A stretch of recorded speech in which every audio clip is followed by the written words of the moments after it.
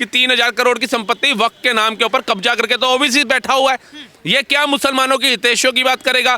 टुकड़ा किया, बांग्लादेश दे दिया, उसके बाद भी मुसलमान ही प्रताड़ितों तरह मदरसे दे दिए, उसके बाद भी मुसलमान ही प्रताड़ितों तरह वक्फ बोर्ड दे दिया, उसके बाद भी मुस्लिम ही प्रताड़ितों तरह शरिया दे दिया, पर्सनल लॉ दे दिया, पहले संसाधनों पे पहला हक तक दे दिया इनको। लेकिन हिंदू और मुसलमान को कैसे लड़ाना है, देश में अराजकता कैसे फैलानी है, देश में मनमुटाव कैसे करना है, देश में दंगे कैसे करवाने हैं, वो ओवैसी साहब से आप जाकर के बहुत अच्छे से पूछ सकते हैं। अगर अभी कोई सनातनी गुरु आकर के, धर्म गुरु आकर के सनातन की आवाज उठा देगा ना, फिर कहेंगे हिंदू मुस्लिम हो रहा है। हिस्सा लेने के बाद बम फट रहा था, वक्फ बोर्ड लेने के बाद बम फट रहे थे, शरिया कानून लेने के बाद बम फट रहे थे। कोई भी धर्म का बंदा अगर गलत करता है तो उसका विरोध करो। विकास दुबे ने अगर गलत किया था तो हिंदुओं ने सड़कों पे उतर के छातियां नहीं फाड़ी थी। लेकिन कसाब अफजल गुरु अगर गलत करते हैं तो मैं कहता हूं ओवैसी साहब को खुद सड़क पे उतरना चाहिए उसका विरोध करने के लिए। लेकिन अगर आपने हमें बता दिया औरंगजेब महान था, बाबर महान था, तुगलक महान था, लोधी महान था, हुमायूं महान था, शाहजहां महान था, ये सारे ही अगर महान थे तो इनके जो कुकर्म थे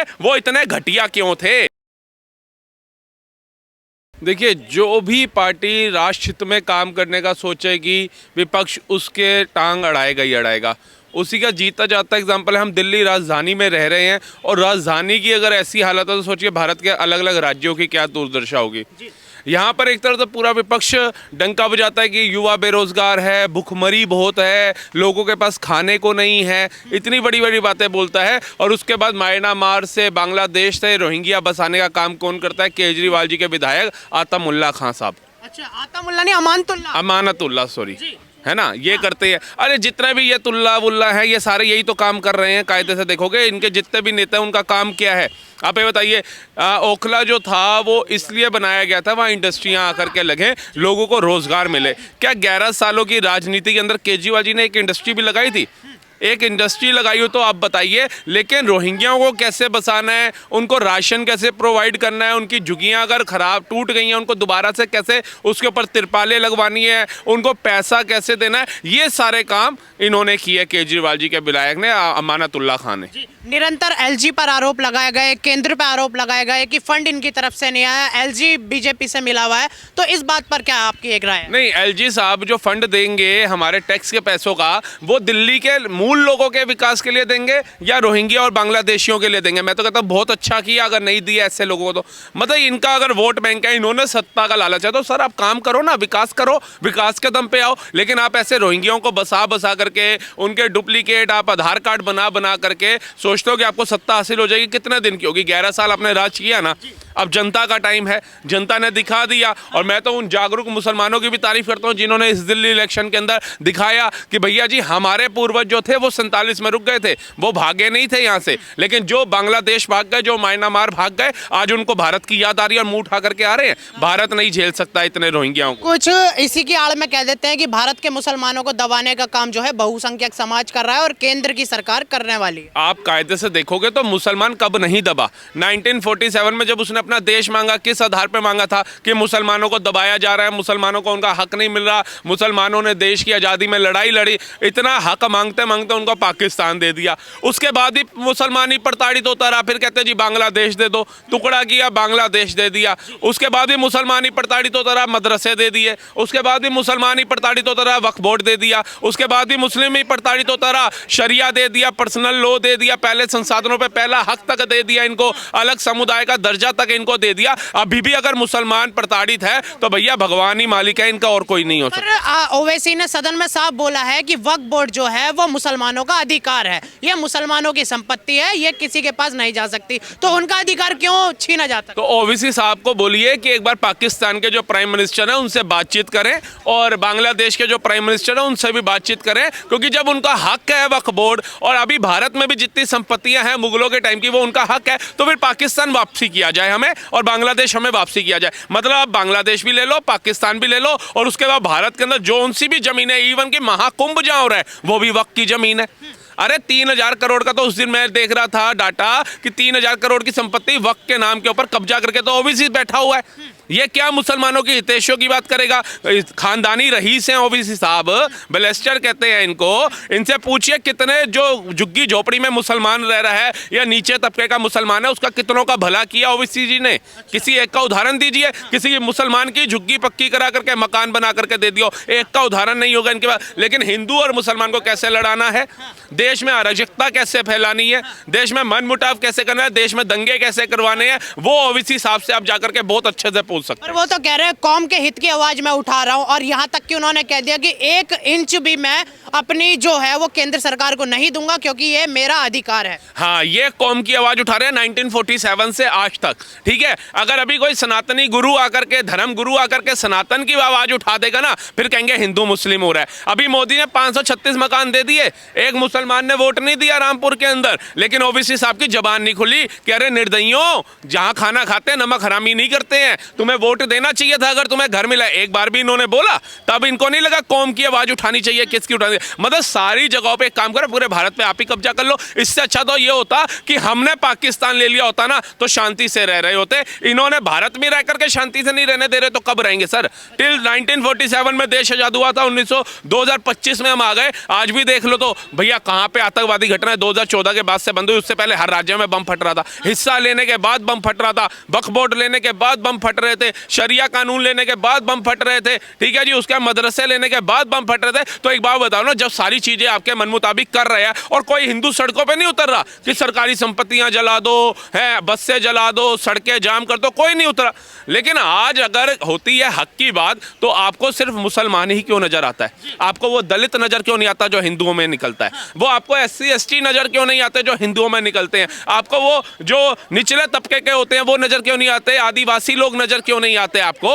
उनके लिए भी आवाज उठाओ ना। आप ही तो लोग कहते हो सभी का खून शामिल है भारत में, किसी के बाप का हिंदुस्तान थोड़ी है। जब सभी का खून शामिल है तो ओवैसी साहब को पक्षपात नहीं करना चाहिए, उनको फिर हिंदुओं के लिए भी आवाज उठानी चाहिए। सर सवाल ये एक और है कि सर्वोच्च न्यायालय से लेकर बहुसंख्यक समाज को भी नफरती चिंटू बता दिया जाता है और कह दिया जाता है कि हर जगह मंदिर, और हर जगह मंदिर ढूंढने वाले क्या सब जगह मंदिर का ही दावा करने लगे? तो इनको पूछो ओवैसी जी को कि ये बाबर डाबर कौन थे, इन्होंने आकर के मंदिर क्यों तोड़े? इतिहास तो पढ़ा होगा, इतने बड़े बैरिस्टर बनकर बैठे हुए हैं, इतने बड़े एजुकेटेड अपने आप को बोलते हैं, तो इनसे पूछिए ना साहब, ये ज्ञानवापी मस्जिद कहाँ से आ गई गंगा किनारे? आपके इबादत तो अगर एक मूर्ति लग रही थी झांसी की रानी की हमारे यहाँ झंडे वालन में, तो आप लोगों ने इतना विरोध कर दिया कि अगर हम इबादत करके किसी और मूर्ति को देखते तो हमारी इबादत कबूल नहीं होती। माँ गंगा साक्षात बह रही हैं, उसके साथ आपने ज्ञानवापी कैसे बना दी? आपकी इबादत तब बाबर डाबर के समय में मशहूर हो रही थी। तो कम से कम मुसलमानों को बलगलाना छोड़ो, मुसलमानों को तरक्की करने दो। इनका जीवन क्या है? हम तो बैरिस्टर बन जाए, हमारा भाई सांसद बन जाए, हमारे परिवार के जन तरक्की करे, लेकिन जो नीचे तबके का मुसलमान है वो सारी जिंदगी पेंचर ही लगाता रह जाए। सर एक साइड शाहीन बाग से जो आने वाली जो आवाज थी, वहाँ के विधायक आज भागे भागे फिर रहे हैं, पुलिस उनके पीछे लगा दी गई है और इतने सारे जो आरोप है, क्या आपको लगता है कि दंगे में शामिल होने की वो भी एक वजह थी, वो भी एक कड़ी थी? बिल्कुल थे। इनका वो ताहिर हुसैन जो आज सलाखों के पीछे है, उसने क्या किया था यमुना पार के अंदर? कोई भूल जाएगा क्या ऐसे? इनके अमानतुल्लाह खान ने क्या किया था, कोई भूल जाएगा ऐसे? मैं तो कहता हूँ मोदी जी पुराने पिछले जो आए थे ना 2014 में, उसी रूप में आ जाओ।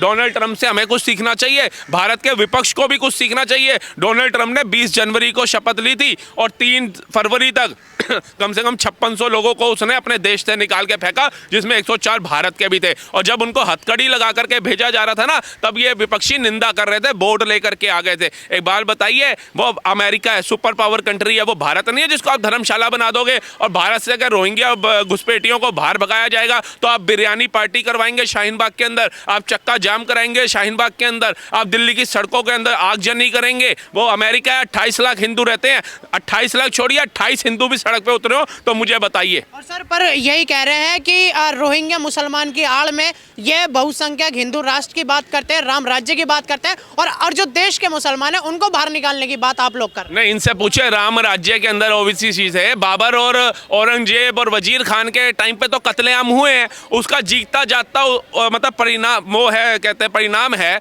उदाहरण है कि हमारे गुरुओं की शहादतें हुई, 4 साहिबजादों की शहादतें हुई। क्या बाबा फतेह सिंह साहिब जी, क्या बाबा अजीत सिंह साहिब जी, क्या बाबा जुझार सिंह जी, क्या बाबा फतेह सिंह जी, इन सब की शहादतें हुई। तो इनसे पूछिए क्यों हुई, उन्होंने तो वो किया। और राम राज्य के समय कितनों के गले काटे प्रभु श्री राम ने, बता दीजिए।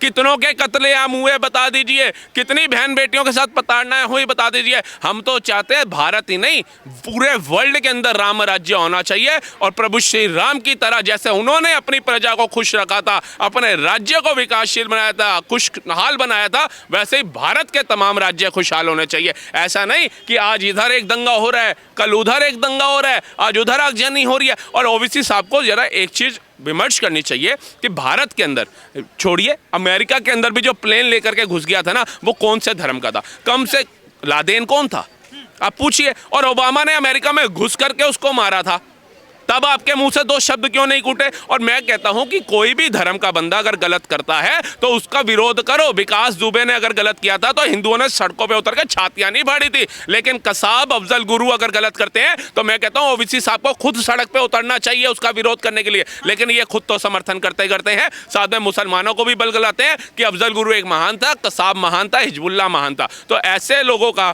जिस दिन देश का अच्छा और सच्चा मुसलमान विरोध करना शुरू कर देगा, उस दिन जैसे वीर अब्दुल हमीद साहब को प्रधानमंत्री मोदी जी ने सम्मान दिया, उनके परिवार को सम्मान दिया, कलाम साहब को सम्मान दिया, बिस्मिल्लाह खान साहब को सम्मान दिया, ऐसे भारत के हर एक मुस्लिम जो है ना सम्मान के काबिल हो जाएगा। सर मेरा एक सवाल और है, जब आपने मुगलों की यहाँ पर बात करी है, उनकी आक्रांता जितनी भी हरकतें थी उनकी बात करी है, पर हमें शुरुआती से किताबों में एनसीईआरटीओ में पढ़ाया गया है कि बाबर महान, अकबर महान, औरंगजेब महान। जब ये सारे महान हैं तो आपके अंदर इतना कटाक्ष क्यों इनको लेकर? सर जी एक बात, हम अगर मैं आज आपको बता दूं ये पेड़ के पत्ते हरे नहीं नीले होते हैं तो आप मेरी बात मान जाओगे या जो सामने आपको दिख रहा है उसको मानोगे?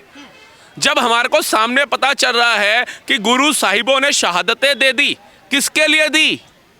किसके लिए? गुरु तेग बहादुर साहिब जी ने अपना शीश तक शहीद करा दिया, किसके लिए? किसने उसने फतवा जारी किया था लाल किले से? ये को कैसे भूल जाएंगे हम लोग जिन्होंने हमारे गुरु वो लोग थे जो शिक्षा का ज्ञान देते थे, सत्य का ज्ञान देते थे, धर्म का ज्ञान देते थे। जो बाबर वजीर खान उन गुरुओं की नहीं माने और उनको शहादत दे दी, आप सोच सकते हैं वो महान होंगे?